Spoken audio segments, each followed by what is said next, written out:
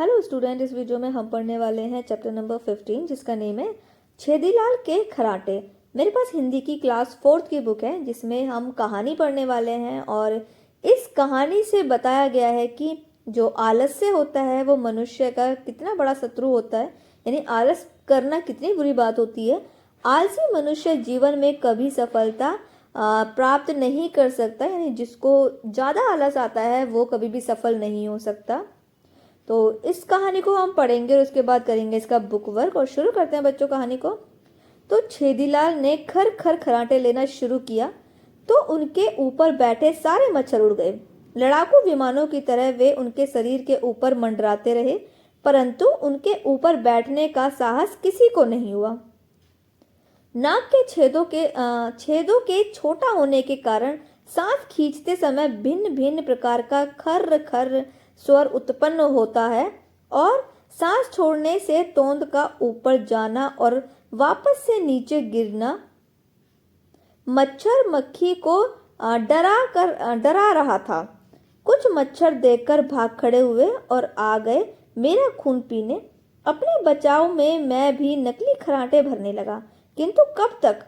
मेरे सो जाने के बाद अवश्य ही मेरा खून पीते होंगे और छेदीलाल के खराटे रात के सन्नाटे को चीरते रहे होंगे।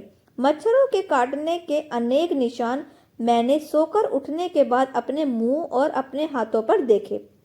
छेदीलाल मेरे दफ्तर में ही काम करते हैं। दफ्तर में उन्हें कोई महत्वपूर्ण फाइल नहीं दी जाती। उनके सामने फाइल खुली नहीं कि उनके दिमाग की खिड़की बंद हो गई।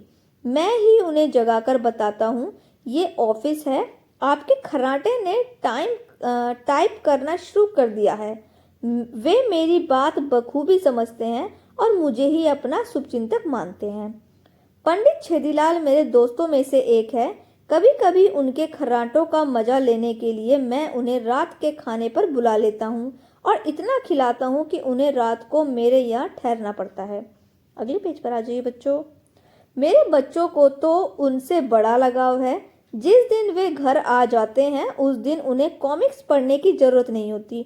वे जानबूझकर उनसे गणित का ऐसा कठिन सवाल पूछते हैं कि खुली पुस्तक के सामने उनके खर्राटे शुरू हो जाते हैं और बच्चे खर्राटे की लय के साथ बोलते जाते हैं, काम बंद करो। बस उन्हें मिला बहाना पुस्तकें बंद की और चाचा छेदीलाल के नाक के छेदों का फूलना और घटना देखते रहते हैं। हाँ, मेरी पत्नी को मीठी झुंझलाहट जरूर है। एक बार खाना परोसते समय वे सब्जी से भरा बर्तन ले उनसे पूछ रही थी कि सब्जी और दूं भाई साहब। उन्होंने यह वाक्य 2 बार दोहराया, पहली बार धीमे से और दूसरी बार थोड़ी सी ऊंची आवाज में। वो समझी शायद वे थोड़ा ऊंचा भी सुनते हैं, मगर बात ये नहीं है, कान तो उनके जरूरत से ज्यादा सुनते हैं। उन्हें नींद का झोंका आ गया था।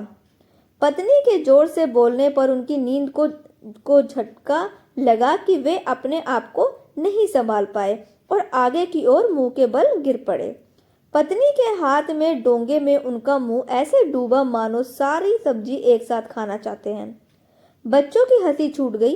मैंने उन्हें असभ्यता के लिए डांटा और छेदीलाल जी को उठाकर बाथरूम में मुंह धुलवाने ले गया।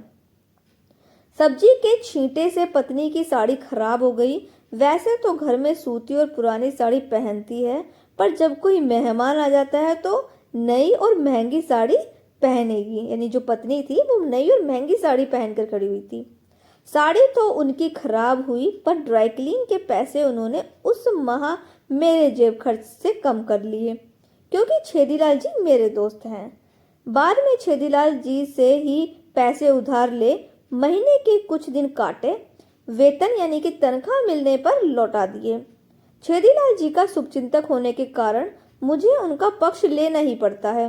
एक दिन दफ्तर में लंच के समय उनके बारे में चर्चा हो रही थी। बात छेदीलाल के खराटे को सुनकर शुरू हो गई।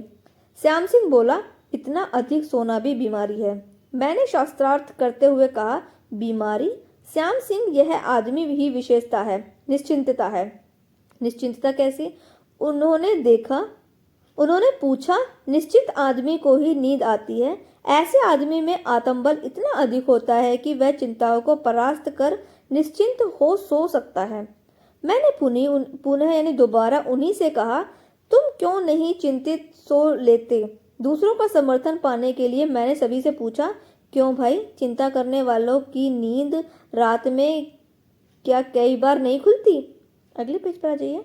भूदेव गुप्ता इस बात को जानते थे, तुरंत बोल उठे, गोपाल भाई तुम ठीक कहते हो। जब तक मेरी बेटी की शादी नहीं हुई थी मेरा भी यही हाल था। अब तो निश्चिंत सोता हूँ। कभी कभी उसके ससुराल वालों की दहेज की बातें याद आती हैं तो पुनः चिंता घेर लेती हैं। मैंने दुखती नब्ज पर हाथ रखा और श्याम सिंह की ओर मुड़ा। क्यों श्याम सिंह, अब इसे बीमारी कहोगे निश्चिंतता? श्याम सिंह थोड़ा खिसिया गया। उसके खिसियाने के अंदाज में मैं समझ गया कि वह मेरी बातों में आ गया है। मैं अपनी जीत पर गर्व करने लगा, पर मेरा यह तर्क गलत है। छेदीलाल का अधिक सोना निस्संदेह एक बीमारी ही है, निश्चिंतता का खर्राटे से कोई संबंध नहीं है। मैंने निश्चिंतता का तर्क देकर छेदीलाल का पक्ष लिया था। उपस्थिति चर्चा में लीन सभी लोग सामाजिक समस्याओं से बुरी तरह झुलसे थे। किसी को बेटी के विवाह की, किसी को बेटे की नौकरी की, किसी को घर के खर्चों की चिंता थी। अतः निश्चिंतता का तर्क उनके सिर चढ़कर बोला और अविजित होते हुए विजयी घोषित हुआ। 2 बज रहे हैं। ओके, 2 बज रहे हैं।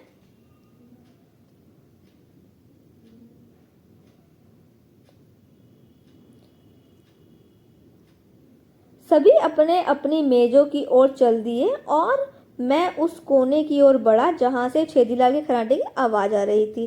तो देखिए बच्चों, यहाँ पर हो गई ये कहानी, ये पूरी किस तरीके से जो छेदीलाल था वो इतना ज़्यादा सोता था और जो उसका दोस्त था तो वो उसका पक्ष लेता था। तो किस तरीके से एक बहस भी हो गई ऑफिस में।